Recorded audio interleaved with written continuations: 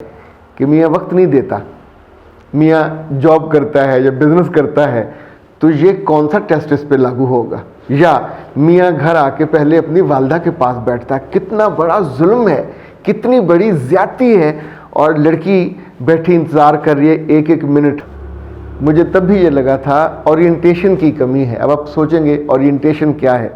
अभी जब मैं यूनिवर्सिटी में था, मैनेजमेंट साइंसेस का हेड था, कॉमर्स का हेड था, तो जो नई इनटेक आती है लड़कियों और लड़के की, तो इनको एक पूरा दिन इनकी ओरिएंटेशन हम कराते हैं। हेड ऑफ डिपार्टमेंट होते हैं, समटाइम प्रो जो रेक्टर है वो भी मौजूद होते हैं, डायरेक्टर भी मौजूद होते हैं।